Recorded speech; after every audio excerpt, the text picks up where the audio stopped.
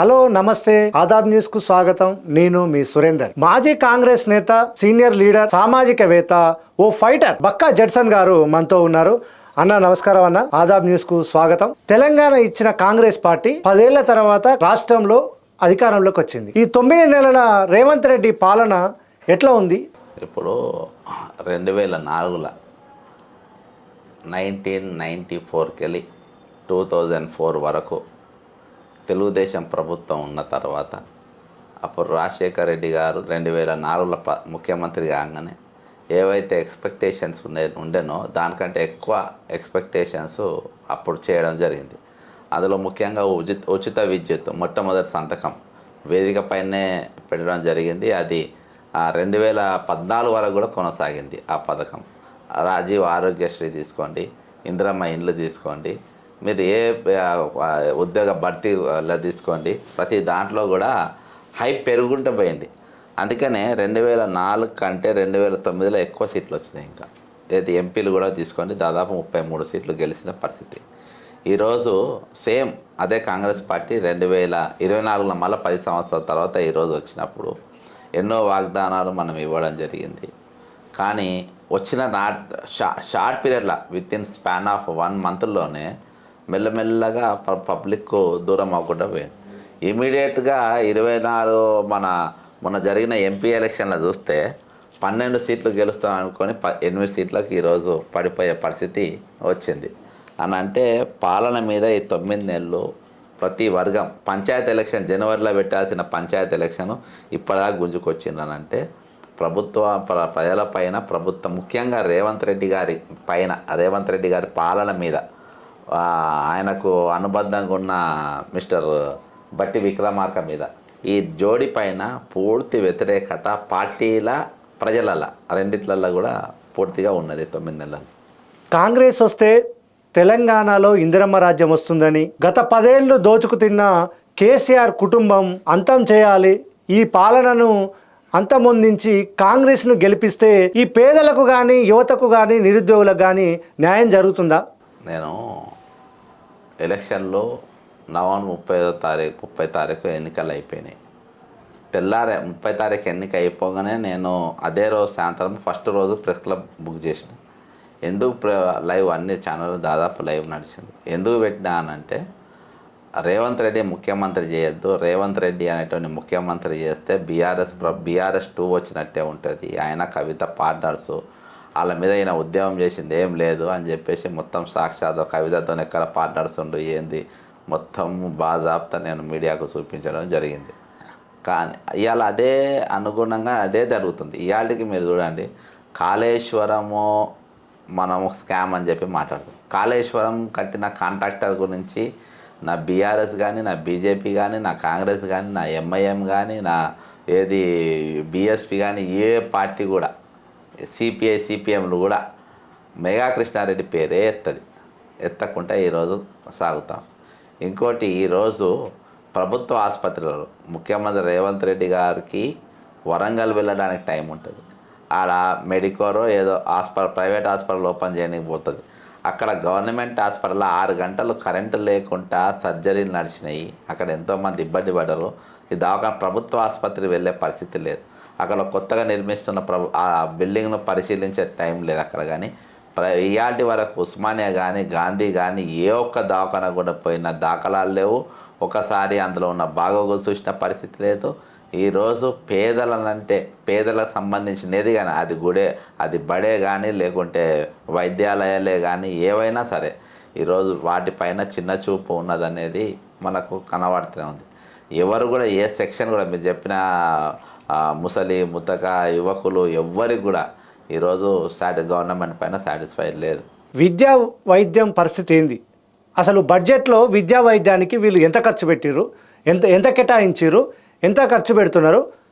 అసలు ప్రభుత్వ స్కూల్స్ కానీ, ప్రభుత్వ హాస్పిటల్స్ పరిస్థితి రాష్ట్రంలో ఏ విధంగా ఉంది? ఈరోజు చెప్తున్నా కదా, అదే ఈరోజు విద్యాలయాల్లో మీరు mega DSC page number 33 Congress party మేనిఫెస్టోలో మెగా డిఎస్సి 20,000 పోస్టులు 100 రోజులలో నింపుతామన్నారు.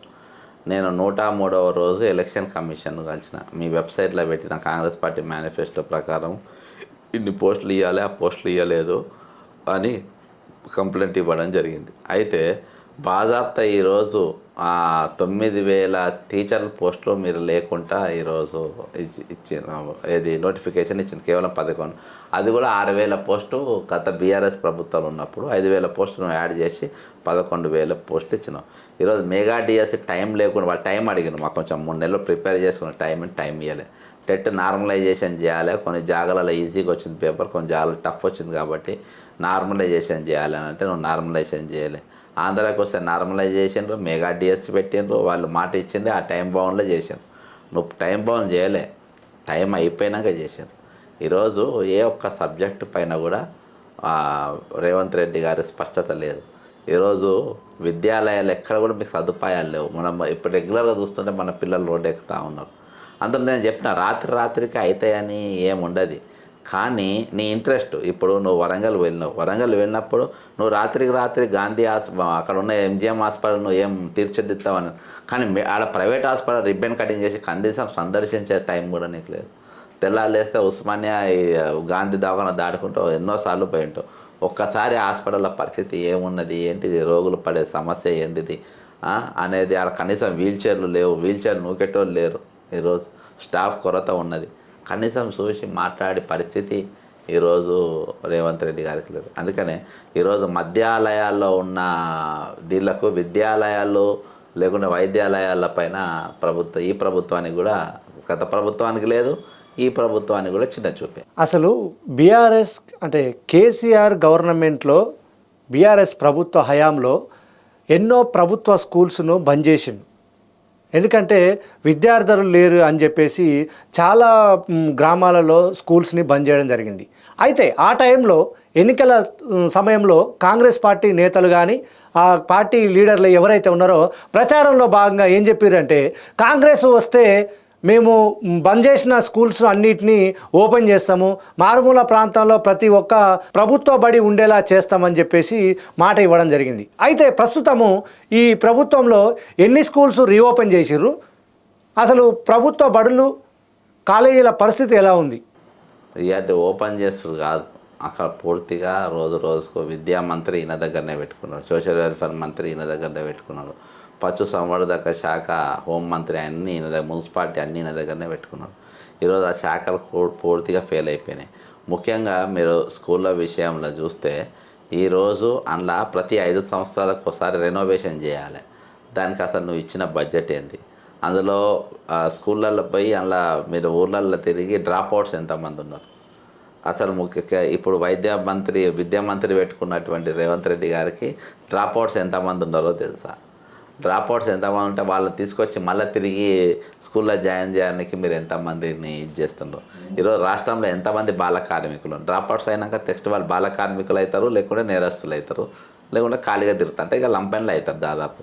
కాబట్టి నీ వాళ్ళ తరపున వాళ్ళ కోసం మీరు చేసినటువంటి రివ్యూలు ఏంది, మీరు ఎక్కడెక్కడ వాళ్ళ సర్వే చేసినారు, మీరు ఎంతమందిని తీసుకొని వచ్చిండ్రు, ఇవన్నీ కూడా వివరాలు అవసరం. ఇవాళ వరకు ముఖ్యమంత్రి దగ్గర ఎటువంటి డేటా లేదు.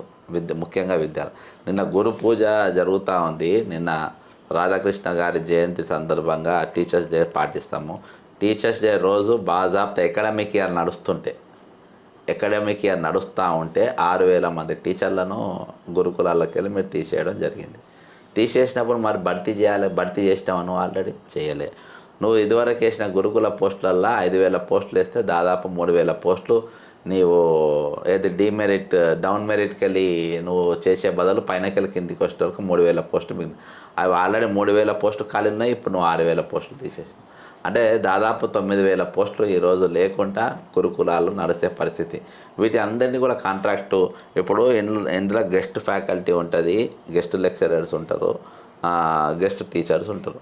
వీళ్ళకు ఎండాకాలంలో వీళ్ళ జీతాలే ఉంటాయి. అది బీసీ గురుకులాలే కానీ లేకుంటే సోషల్ వెల్ఫేర్ గురుకులాలే కానీ ఇందులో వాళ్ళకు మొత్తం ఎండాకాలంలో జీతాలు ఉంటాయి. రోజుకు 4 పీరియడ్ల జీతాలు ఇస్తారు, 7 పీరియడ్లు వాడుకుంటారు. వాస్తవానికి వాళ్ళతో సమానంగా వీళ్ళు ఈరోజు కాంట్రాక్టుల వీళ్ళు కానీ అవుట్సోర్స్ వాళ్ళు కానీ కష్టపడి పనిచేస్తారు. నువ్వు వాళ్ళకి జీతాలు పెంచేది పోయి ఈరోజు బాజాబ్తా టీచర్స్ డే అవుతూ ఉంటే ఈరోజు వాళ్ళని తీసేసే పరిస్థితి నువ్వు తీసుకొచ్చినావని అంటే ఇది ఎంతవరకు కరెక్టు? అందుకనే నేను ఇలా ముఖ్యంగా ఒక 8 పాయింట్లు ఇలా ఇది సీనియారిటీ అనే చూడకుండా ఫ్యాకల్టీ సబ్జెక్ట్ అసోసియేట్ అంటే ఇలా సిఓస్ అని ఉంటుంది, అంటే సెంటర్స్ ఆఫ్ ఎక్సలెన్స్, అంటే బ్రహ్మాండంగా బాగా రిజల్ట్ ఇచ్చిన దాంట్లోకి వెళ్ళి బాగా అందులోకెళ్ళి ఫ్యాకల్టీ తీసేసారు, సీనియర్స్ని తీసేసాను. అర్థమైందా? దీనివల్ల దాని రిప్యుటేషన్ పోయింది, విద్యార్థులపైన ఇంపాక్ట్ పడ్డది.